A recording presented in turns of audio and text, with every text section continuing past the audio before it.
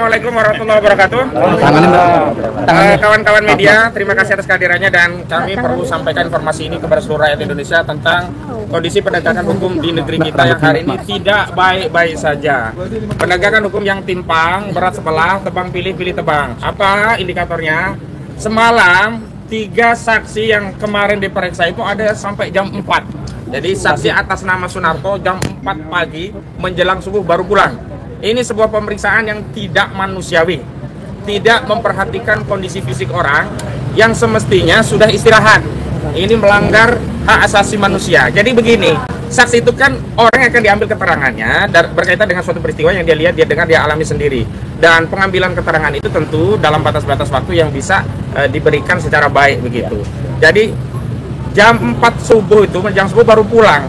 Tidak manusiawi. Jadi ada yang jam 4 subuh, ada yang jam 9 malam, ada juga yang 12 malam. Jadi kemarin kami informasikan ada 3 saksi. Yang pertama Bu Meriati jam 9-an, yang kedua Arif Nugroho itu jam sekitar setengah 12-an, dan terakhir saksi atas nama Sunarto itu berakhir sampai jam 4. Jadi tiga saksi ini, yang pertama adalah dari aktivis, yang kedua itu dari jurnalis Arif Nugroho, dan yang ketiga dari YouTuber Sunarto. Dan karena itu saya mengimbau, apalagi Pak Kapoldanya kan baru dilantik, tadi ada sertijab. Pak Kapolda yang baru, tolong Pak awasi penyidik agar melakukan pemeriksaan yang manusiawi lah. Dan kami nanti akan sampaikan kepada penyidik bahwa pemeriksaan hari ini selambat-lambatnya sampai maghrib lah. Kasihan masih banyak agenda. Dan kalau memang materinya dirasa belum cukup, bisa dilakukan penundaan sesuai dengan waktu yang bisa disepakati. Paling tidak seminggu selanjutnya. Jangan kejar target. Sylvester Matutina saja yang sudah terpidana sampai hari ini ya nggak dieksekusi. Ya, ngapain dia memeriksa saksi sampai subuh, sampai jam 4 pagi? Itu apa tujuannya kalau tidak ingin menebarkan teror kepada saksi, seolah-olah ya ini saksi akan dijadikan tersangka. Nah, itu yang kemudian pesan yang diterima oleh masyarakat. Ini jangan-jangan ya memang bukan tindakan penegakan hukum, dan ini makin mengkonfirmasi ada kriminalisasi dalam kasus ijazah palsu Saudara Joko Widodo. Apa itu kriminalisasi? Ini satu peristiwa yang sebenarnya bukan kejahatan, yakni peristiwa kemerdekaan berpendapat, bahkan pendapat yang berdasarkan intelektual yang dikaji secara ilmiah itu dipaksakan seolah-olah menjadi kejahatan. Dan kemarin di Jogja kita juga sudah komplain ada tindakan-tindakan kemerdekaan berserikat, berkumpul dan menyampaikan pendapat yang diberangus dengan cara-cara yang tidak manusiawi, katrok ya, cara-cara yang deso, cara-cara yang tidak intelektual. Harusnya buku dilawan dengan buku. Saya ingatkan kepada negara ini, sudah ada 2 anak bangsa menjadi korban karena buku, yakni Jokowi Undercover 2. Jangan sampai buku yang harusnya dijawab secara ilmiah, yang Pak Roy Suryo, Pak Rismon Siaripat dan Dr. Tifa membuat buku judulnya apa? Jokowi's White Paper. Itu ilmiah, kaji. Kalau memang nggak siap dengan beda pendapat, keluar dari republik ini. Karena konstitusi di republik ini menyatakan berpendapat itu adalah hak konstitusional, dan memang dalam konteks berpendapat itu tidak mungkin sama, ada perbedaan. Dan kalaupun ada kesalahan berpendapat, itu juga bukan kejahatan.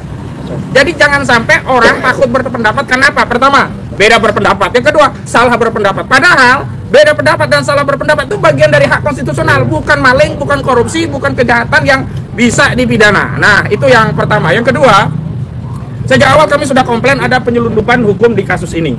Tapi ternyata ada 2 tindakan sekaligus. Di awal diselundupkan pasal-pasal yang tidak relevan, pada penyidikan dikeluarkan pasal-pasal yang sebelumnya masuk pada proses penyelidikan kemudian dikeluarkan. Apa itu? Yang pertama, ini kan kasusnya 311, 310 KUHP dan 27A yang berkaitan dengan fitnah dan pencemaran. Tapi tiba-tiba dimasukkan ada pasal 35 dan 32 Undang-Undang ITE yang ancamannya 12 tahun dan 8 tahun begitu. Yang kedua, bukan diselundupkan, justru dikeluarkan. Sebelumnya laporan dari yang awalnya katanya Pradi Bersatu, begitu SPDP tidak ada itu pelapor atas nama Pradi Bersatu, yang ada hanya lecumanan. Sebelumnya ada pasal 28 ayat 3 Undang-Undang ITE, junto pasal 45A ayat 3 Undang-Undang ITE, yang terbaru diubah dengan Undang-Undang Nomor 1 tahun 2024 yang merupakan perubahan kedua atas Undang-Undang Nomor 19 tahun 2016 yang merupakan perubahan dari Undang-Undang Nomor 11 tahun 2008 tentang ITE, Informasi dan Transaksi Elektronik. Kenapa?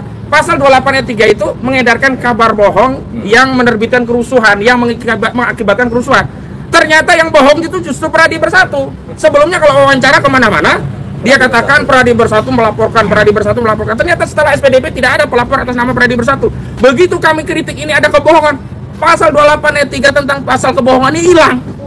Panggilan polisi hari ini tidak ada pasal 28 ayat 3. Jadi seenak-enaknya penyidik menyelundupkan pasal, masukin pasal, seenak-enaknya penyidik mengeluarkan pasal yang sebelumnya ada. Lalu negara ini di mana kepastian hukumnya? Jadi nggak boleh semau-maunya pasal dimasukin, pasal dikeluarin. Kalau memang konsisten, ada pasal 28 ayat 3, kenapa hilang di proses penyidikan? Nanti dalilnya itu kan kewenangan penyidik.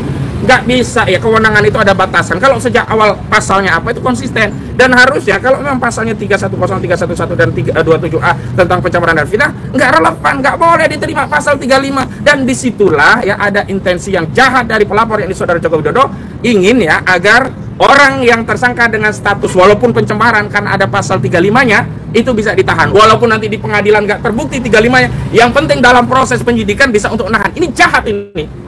Dan hukum kita ini nggak boleh seperti itu. Tangkap duluan, tahan duluan, putusan urusan belakangan. Terbukti dalam kasus Gus Nur, itu kan sebelumnya muncul 156A KUHP. Karena apa? Ya, mubahalah itu dianggap penistaan agama. Masuk ke 156A KUHP. Kedua, kabar bohong. Ketiga, delik sara. Ujung-ujungnya apa? Kabar bohongnya nggak terbukti. 156A tentang penodaan nggak terbukti. Yang terbukti hanya 28A. Itu pun sampai hari ini ya. Apakah nggak boleh kita ya menyampaikan pendapat yang konsekuensinya itu memang benci? Kita benci kebohongan. Apa nggak boleh benci kebohongan? Kita benci orang tukang bohong. Apa nggak boleh benci tukang bohong? Hak masyarakat kalau mencintai keadilan dan membenci kebohongan. Hak masyarakat kalau mencintai kejujuran, termasuk orang yang membawa kejujuran, dan membenci orang yang tidak pernah jujur, orang yang berulang kali bohong. Jadi sekali lagi saya ingin tegaskan kepada penyidik Polda Metro Jaya, profesional. Dan salah satu indikator profesionalnya hari ini adalah tidak boleh ada pemeriksaan yang melebihi batas-batas yang kemudian itu tidak dianggap wajar. Yang wajar itu ya sampai maghrib lah. Karena Pak Roy, Pak Rizal, juga Bu Kurnia itu punya keluarga. Nah, yang terakhir, saya mau informasikan hari ini pemeriksaannya ada 3 klien kami. Pertama, Pak Roy Suryo. Ini adalah pemeriksaan yang pertama di tingkat penyidikan.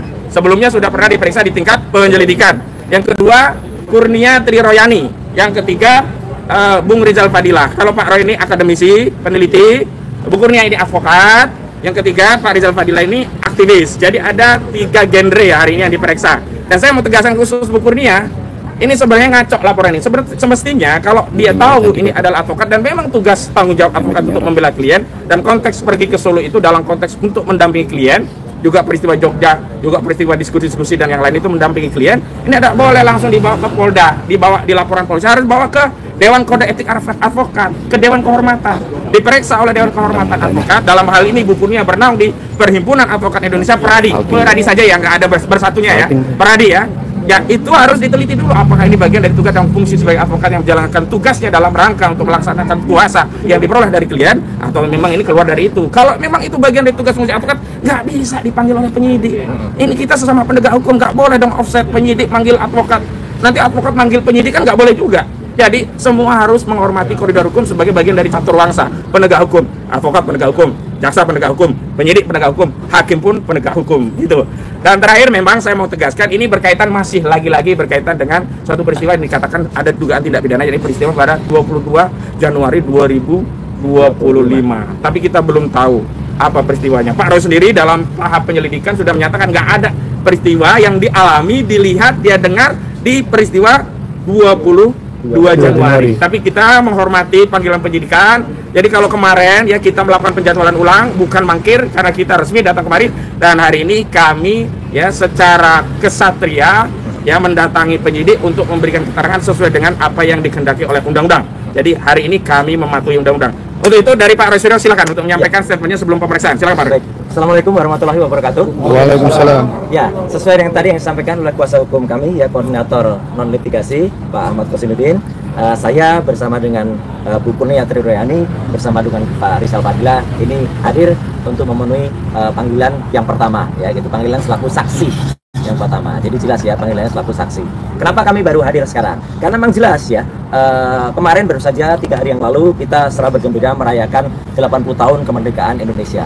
Dan 80 tahun kemerdekaan Indonesia itu adalah kebetulan saya bertiga ya, kami bertiga, saya, Dr. Respon dan juga Dr. Tripa itu melonsing buku yang ini e-booknya ada di sini ya. Ini judulnya Jokowi White Paper. Alhamdulillah sukses tetap bisa di launching ya, secara soft launching, meskipun dengan tadi yang disampaikan Pak Kosinuddin dengan berbagai intimidasi. Intimidasi yang pertama adalah kami sudah mendapatkan ruang booking itu di ruang Nusantara di UC University Club UGM. Uang booking sudah diterima. Dan kalau semalam ada yang ngaco ya, yang bilang itu belum dilunasi.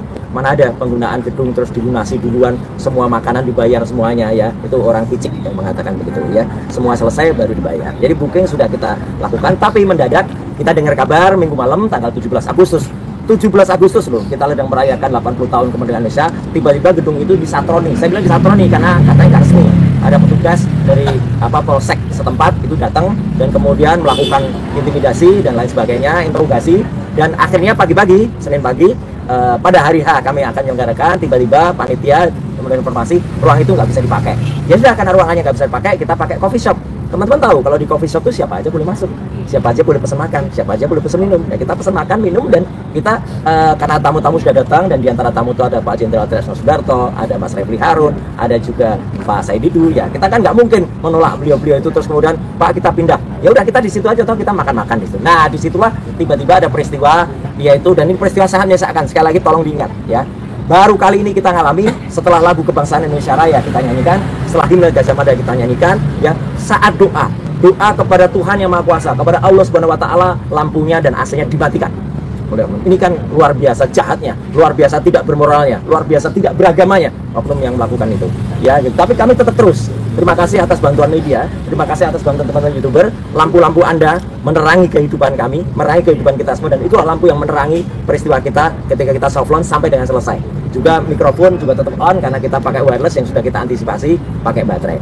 Lebih jahat lagi ya, kemarin ya, jadi sehari setelah kejadian kemarin itu, yaitu pada tanggal 19 ya, kami menyampaikan pertanyaan, sebuah surat pertanyaan kepada Rektor UGM ya, diwakili oleh Pak Respon dan juga diwakili Bu Tifa, karena saya ada di sini. Ternyata apa? Mau masuk ke lantai 2 saja di gedung pusat UGM aja, halang-halangi oleh satpam yang banyak sekali dan tidak boleh naik gitu, kayak penjahat saja. Ini sudah kriminalisasi. Tadi kata Pak Kosinudin, orang yang tidak berbuat jahat kemudian dianggap berbuat jahat. Jadi ini jahat sekali. Nah hari ini ya kami mengantisipasi kalau ada tindakan kriminalisasi lagi nanti yang akan dilakukan, seperti yang dialami oleh 3 rekan kami kemarin. Ya mulai diperiksa jam 10, ada yang jam 11, tapi tiba-tiba ada yang selesainya baru jam 9 malam, jam 12 malam, bahkan jam 4 pagi mau subuh. Ini sudah sangat tidak manusiawi. Jadi kami sepakat, tadi kami setuju untuk membatasi pemeriksaan hari ini ya hanya sampai pada maghrib ya. Begitu kalau maghrib nggak selesai kita pamit ya, silahkan dijadwalkan lagi. Jadwalkan lagi itu berarti tetap pemeriksaan yang pertama, tidak berarti pemeriksaan yang ketiga ya gitu, atau mundur kedua. Itu clear ya. Dan jadi hari ini kami akan jawab semua pertanyaan sesuai dengan apa yang sudah tertulis dan tersurat di dalam surat panggilan. Pertanyaan yang tidak ada hubungannya dengan yang ada di surat, yaitu tanggal 22 Januari 2025, tidak akan kami jawab. Clear ya? Karena kami itu sifatnya saksi. Saksi itu hanya melihat dan mendengar apa yang dia dengar, apa yang dia lihat.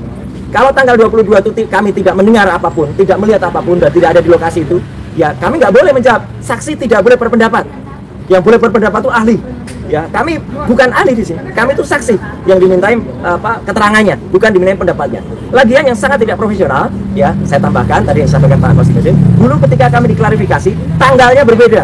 Tanggalnya, lokus dan tempusnya. Jadi tempusnya waktu itu adalah tanggal 26 Maret 2025. Sekarang tanggalnya berbeda, 22 Januari. Berarti peristiwanya nggak jelas.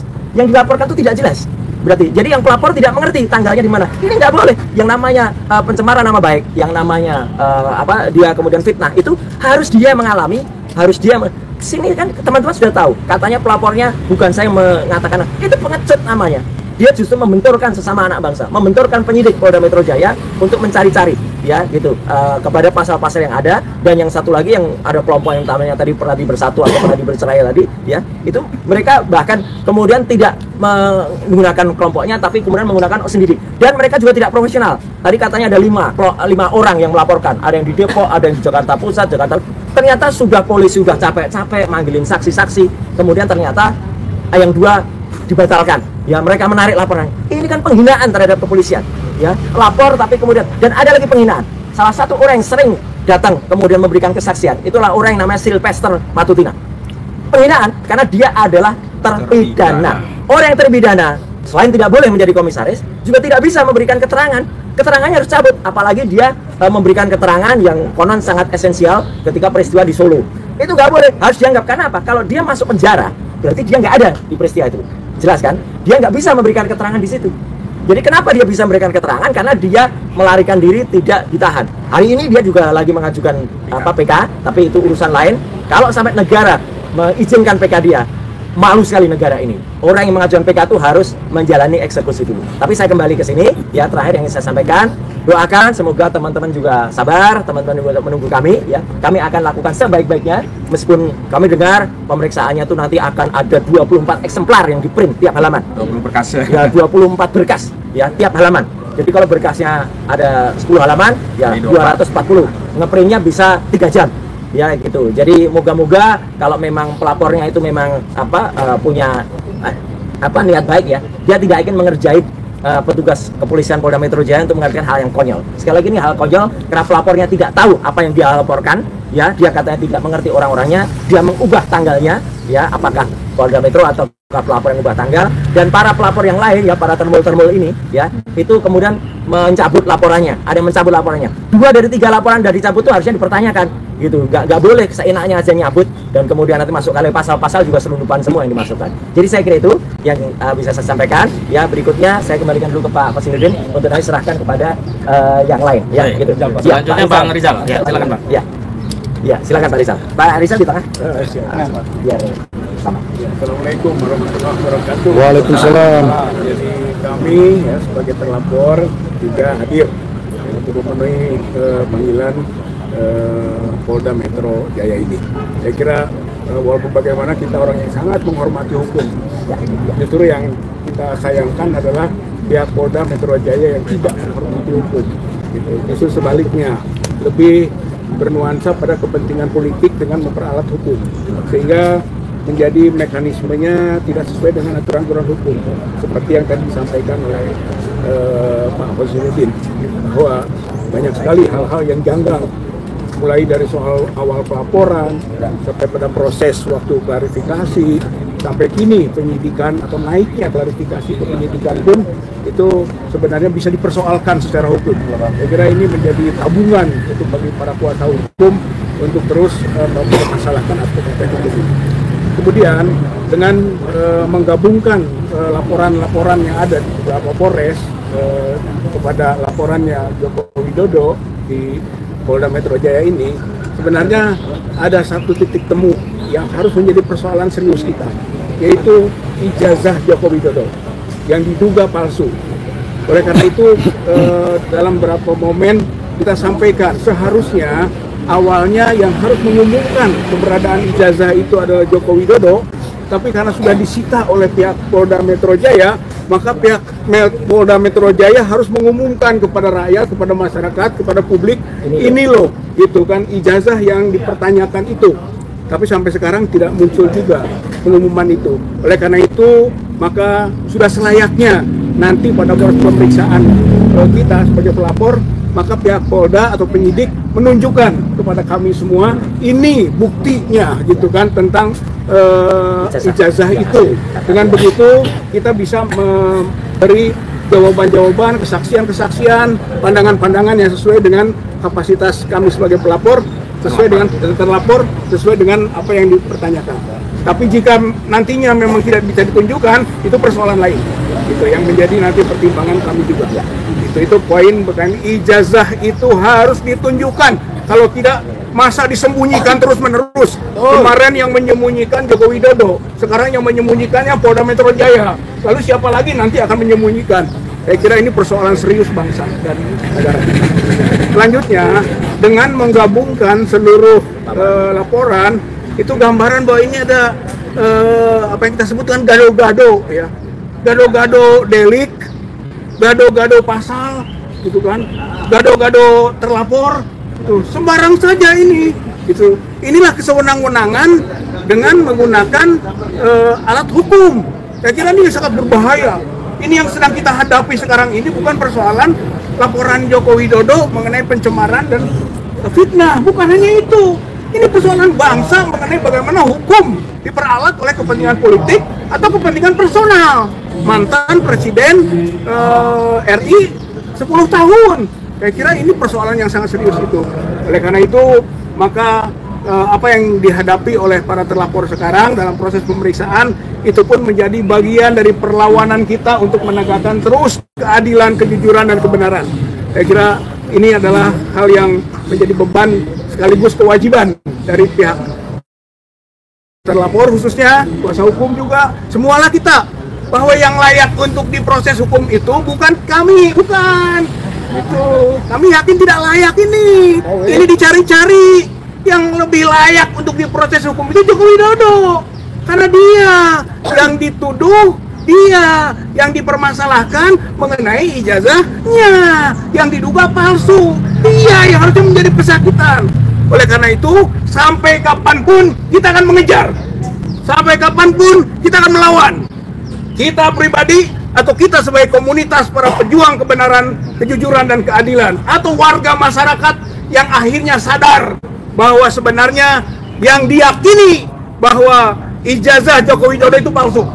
Dulu awalnya keyakinannya jangan-jangan asli, gitu kan. Nanti dimunculkan yang asli. Sekarang nonsen, nggak ada itu yang asli, yang disebut dengan kemungkinan berbeda dengan apa yang sudah ada sebagai konsumsi publik.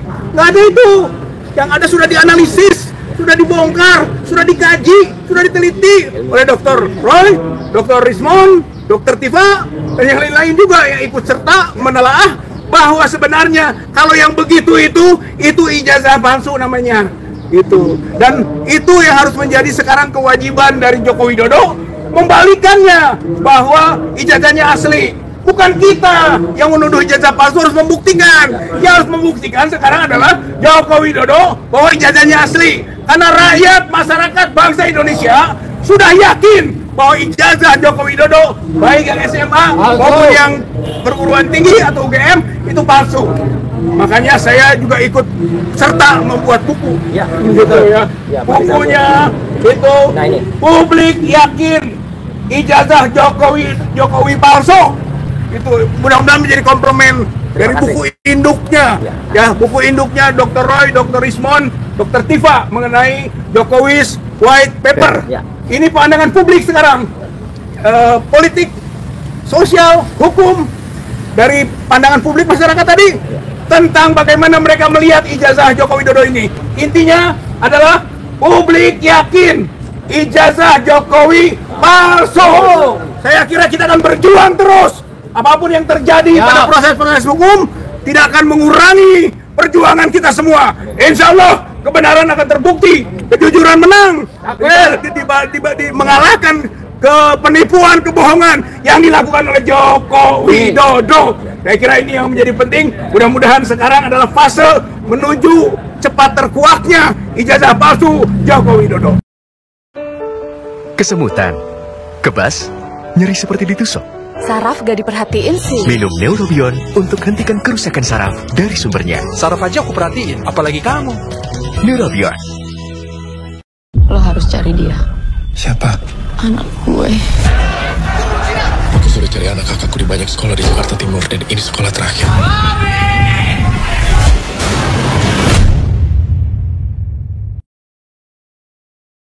Tim pembela ulama dan aktivis melakukan pelaporan terhadap Anwar Usman di Polda Metro Jaya. Dan hari ini telah berlangsung hampir dengan 2 tahun, kami tidak pernah tahu apa yang terjadi dengan laporan kami tersebut. Akan tetapi, sebaliknya, pada tanggal 30 April 2025, seorang anak bangsa yang mengaku telah melaksanakan tugas sebagai presiden 2 periode melaporkan ke Polda Metro Jaya. Pada hari itu dilaporkan, hari itu pula langsung mendapatkan semacam perintah untuk melakukan penyelidikan, ya. Dan akhirnya memproduksi pada hari ini 12 terlapor. Inilah wajah daripada hukum kita pada hari ini, pada ulang tahun ke-80 Negara Kesatuan Republik Indonesia. Kami ingin mengatakan secara terang dan telanjang bahwa hukum itu ternyata tidak dilaksanakan dengan sebaik-baiknya, dan sangat disayangkan itu datang dari aparat itu sendiri. Saya ingin mengatakan laporan kepada kami yang 12 ini ya bukanlah laporan yang ujuk-ujuk, ya. Ini merupakan dasarnya adalah laporan kami terlebih dahulu yang menjadi Dumas di Bareskrim. Seharusnya jika berdasarkan pasal 10 Undang-Undang ya Perlindungan Saksi dan Korban, itu tidak boleh dilakukan lapor balik oleh saudara Joko Widodo, ya. Justru dia melapor balik untuk mengcounter laporan kami tersebut. Mengapa kami mengetahui? Karena kedatangan kami ke Solo itu harus kami akui bahwa kami mendapatkan intimidasi langsung, di mana beliau mengatakan bahwa karena ini sudah ramai, maka saya akan menempuh jalur hukum. Jalur hukum yang dimaksud itu bukan melakukan gugatan ke suatu pengadilan negeri, bukan, akan tetapi mempolisikan. Dan inilah akhirnya kami telah sampai di fase penyidikan. Sebagai anak bangsa, kami ingin mengatakan tidak ada satupun di antara kami yang takut di penjara, tapi tidak pantas kami di penjara. Justru yang pantas di penjara itu adalah orang yang telah melaksanakan tugas sebagai pemimpin bagi negara ini dan banyak melakukan abuse of power, banyak melakukan kebohongan-kebohongan, dan bahkan disinyalir ijazahnya yang menjadi dasar dia untuk mencalonkan diri sebagai seorang pemimpin disinyalir palsu, ya. Saya ingin mengatakan bahwa ada banyak anak bangsa yang gara-gara ijazah ini menjadi hilang kesempatan baginya untuk bisa menjadi pemimpin bangsa. Ada banyak anak bangsa yang baik, yang hebat, yang pintar, yang cerdas, yang semuanya itu sesungguhnya tidak bisa dibandingkan dengan apa yang dia dapatkan pada hari ini, ya. Nah, oleh karena itu dua hal. Jika kau memiliki ijazah, ya Bapak Jokowi yang kami hormati, lalu Anda tidak menunjukkan, itu berarti ada mens rea, apalagi digunakan untuk memenjarakan orang. Tapi jika Anda memang tidak mempunyai ijazah tersebut, maka itu berarti sebuah kejahatan. Demikian, Assalamualaikum warahmatullahi wabarakatuh. HUT kemerdekaan Indonesia merdeka! Merdeka! Merdeka!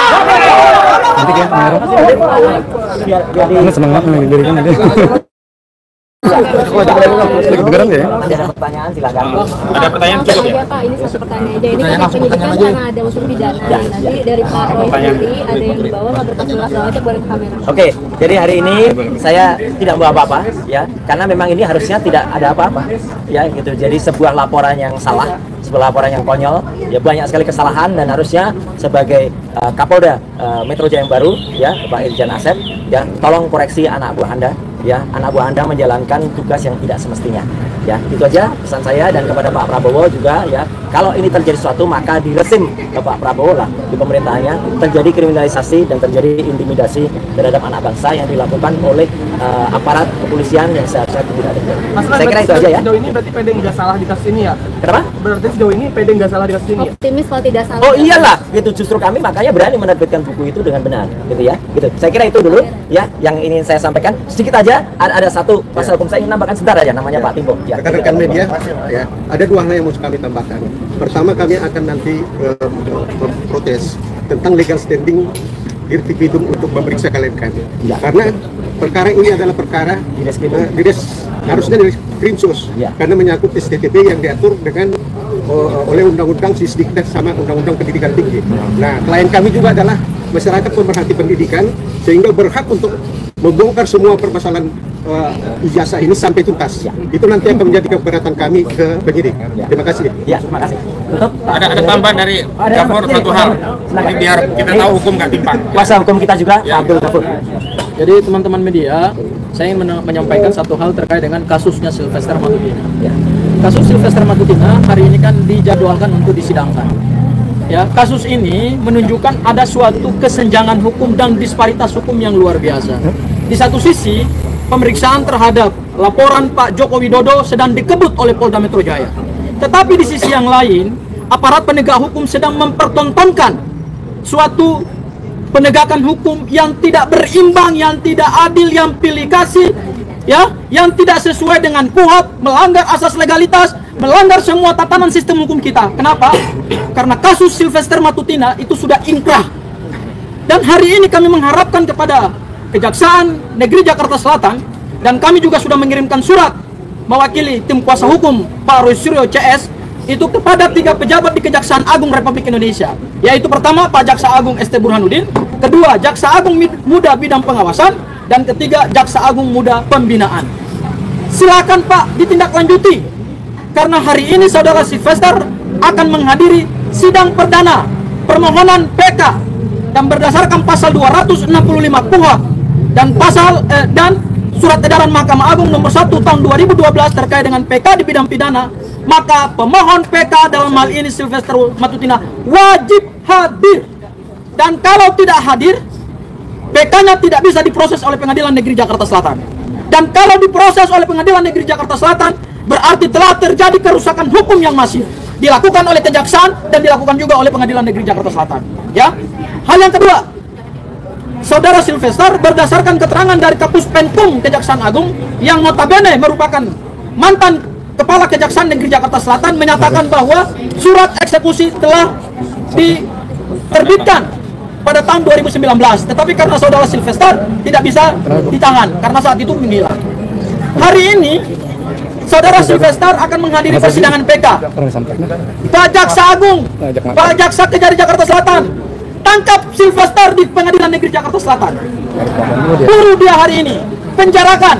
Tidak ada alasan bagi kejaksaan untuk tidak menahan saudara Sylvester. Kalau saudara Sylvester tidak ditahan oleh kejaksaan, maka sesungguhnya wibawa negara hukum kita sudah hancur. Tatanan sistem peradilan pidana kita sudah hancur lebur, dan yang melakukan perusakan adalah aparat penegak hukum. Barangkali itu Bang yang bisa saya sampaikan. Baik, terima kasih semuanya ya. Terima kasih semuanya. Dan mohon bersabar, nanti kalau kami keluar juga kita akan doorstep lagi. Terima kasih. Terima kasih ya teman-teman media ya.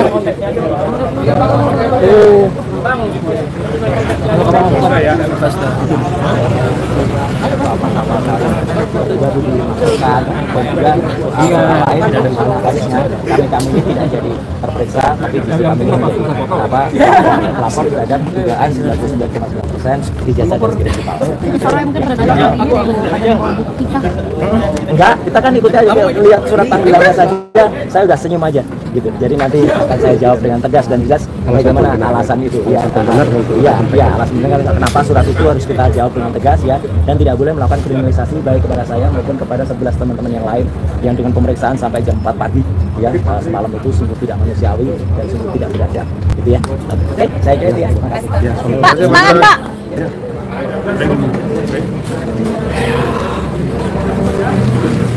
Buat taruh di sebelah situ. Ya, oke, Sobat RH, itulah tadi pernyataan dari Pak Roy, Bu Kurnia, Rizal Fadila, dan para kuasa hukum.